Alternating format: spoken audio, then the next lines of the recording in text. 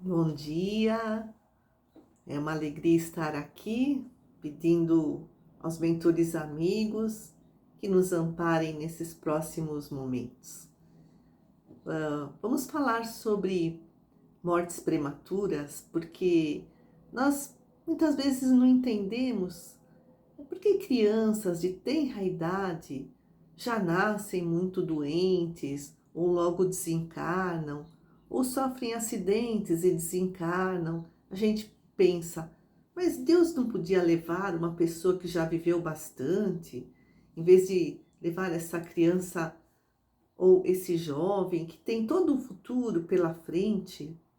Bom, se nós não entendermos as leis de Deus, a justiça divina, o princípio da reencarnação, a lei de ação e reação, nós vamos achar que Deus é injusto. Lá no Evangelho segundo o Espiritismo, capítulo 5, item 21, o Espírito Sansão nos diz que nós achamos que a morte prematura é uma cega fatalidade, né? Uma fatalidade. É algo que não dá para escapar, cega, porque não tem nexo, não tem nenhuma justificativa. Mas não, ele diz que muitas vezes a morte prematura é um bem, porque nada acontece sem uma finalidade inteligente, tudo tem uma razão de ser. A morte prematura, diz Sansão, é quase sempre um grande benefício que Deus concede ao que se vai, sendo assim preservado das misérias da vida ou das seduções que poderiam arrastá-lo à perdição. Aquele que morre na flor da idade não é uma vítima da fatalidade, pois Deus julga que não lhe será útil permanecer maior tempo na terra. Nós achamos que é uma terrível desgraça a morte de uma criança. Esse é o nosso ponto de vista terreno, que ele poderia ter um futuro de sucesso, uma carreira brilhante, poderia fazer fortuna, mas do ponto de vista da eternidade, da imortalidade da alma, o espírito, como diz Sansão, se libertou das amarras do corpo físico, das preocupações materiais. Também no livro dos Espíritos, na parte que fala de destino das crianças depois da morte, questão 197 em diante, lemos que o espírito da criança pode ser muito mais evoluído do que o espírito de um adulto. E é muito frequente a criança ser mais evoluída do que os seus pais. Na questão 199, a espiritualidade nos ensina, né? Por que a vida é frequentemente interrompida na infância? Olha a pergunta que Allan Kardec faz, né? Frequentemente interrompida na infância. É porque o Livro dos Espíritos foi escrito, foi publicado no século XIX. Naquela época, a taxa da mortalidade infantil era muito alta. Hoje, com os avanços da medicina, com as vacinas, com os cuidados nutricionais, essa taxa da mortalidade caiu bastante. E a duração da vida de uma criança, dizem os espíritos, pode ser, para o espírito que está nela encarnado, o complemento de uma existência interrompida antes do seu tempo marcado. Quer dizer, numa encarnação anterior, esse espírito pode ter se suicidado ou pode ter desgastado o seu corpo físico com vícios, também é um suicídio involuntário. E sua morte, no mais das vezes, é uma prova ou uma expiação para os pais. Então, se os pais, né, na encarnação passada, contribuíram para a morte antecipada de alguém, esse alguém pode vir como seu filho e desencarnar em tenra idade. Então será uma expiação para os pais, expiação, é uma imposição da justiça divina. Mas pode ser uma prova.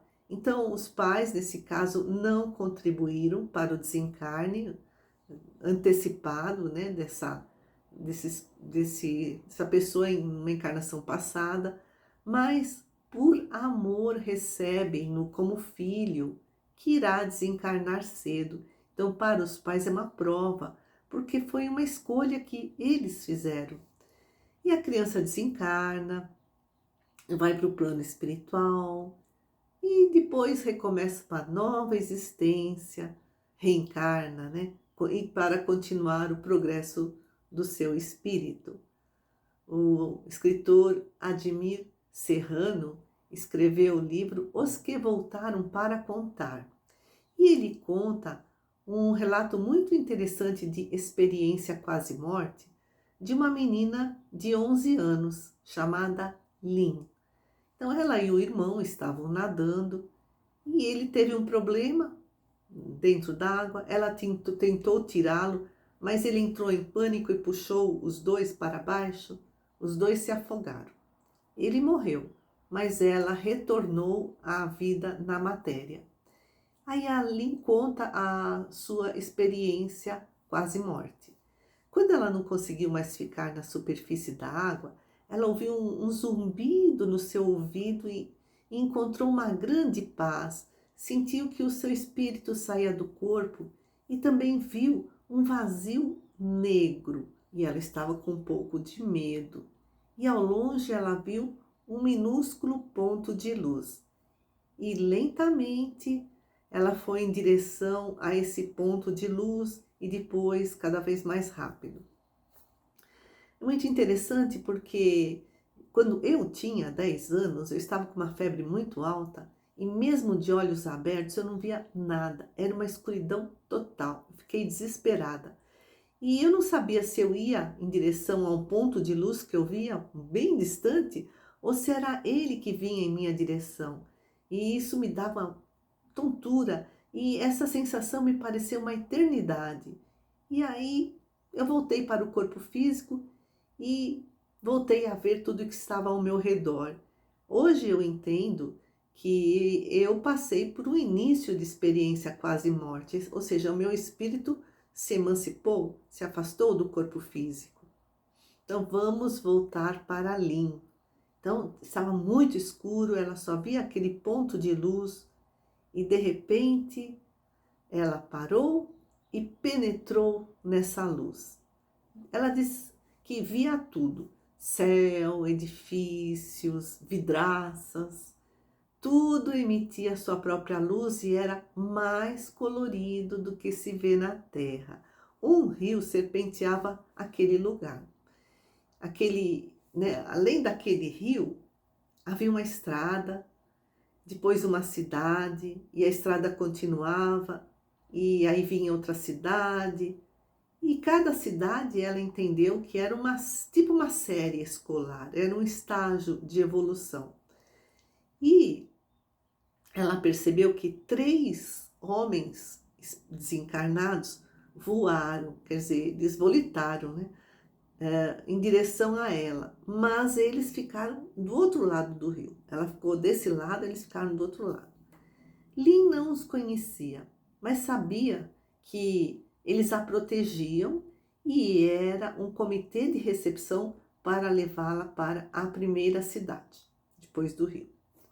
Ela diz que tinha a sensação de que se fosse com eles, se cruzasse o rio, ela não voltaria.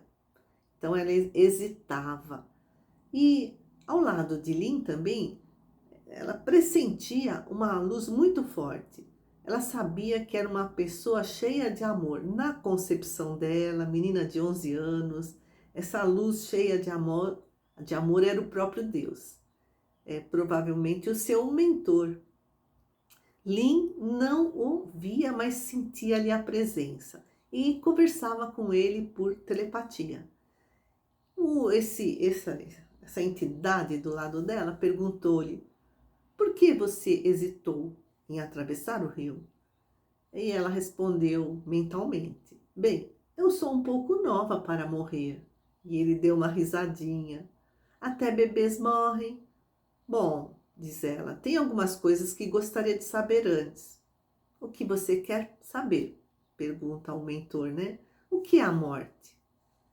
E ele lhe diz: vire-se e olhe para algum lado. E ela virou e viu um acidente de carro, onde várias pessoas desencarnaram. Alguns espíritos se libertaram prontamente do corpo físico, mas outros não saíram dos seus corpos materiais, porque não acreditavam que pudessem se libertar do corpo físico. E aí esse mentor lhe disse: a morte é não crer em nada. E a conversa prosseguiu, e Lin tirou muitas dúvidas, até que por fim ela acordou no corpo físico e em nosso atual estágio de evolução. Às vezes é necessário experimentar a dor para que possamos despertar do torpor da vida material. A maioria das pessoas que passam por essa experiência de quase morte mudam as suas prioridades, a forma como encaram a vida, corrigem suas rotas existenciais, buscam aprendizado, se tornam mais amorosas, mais indulgentes, espiritualizam-se. Afinal, nós somos espíritos imortais, já tivemos muitas encarnações, muitas desencarnações, muitas experiências alegres e tristes. Tudo isso foi um grande aprendizado, foi e está sendo, para conquistarmos a felicidade plena que nos aguarda, porque nós estamos fadados, ou seja, destinados à perfeição relativa, quer queiramos ou não. Depende de nós. Vai levar mais ou menos tempo, depende desse nosso despertamento, dessa nossa espiritualização. Mas todos seremos, como dizem, né, alguns religiosos, salvos. Salvos a gente coloca entre aspas, ou seja, um dia chegaremos à condição de espíritos puros e não precisaremos mais reencarnar, nem desencarnar, e então seremos plenamente felizes. Agradeço a companhia dos que estão aqui conosco, pedindo a Deus e a Jesus que nos amparem, que abençoem nossos lares e nossos familiares. Muita paz.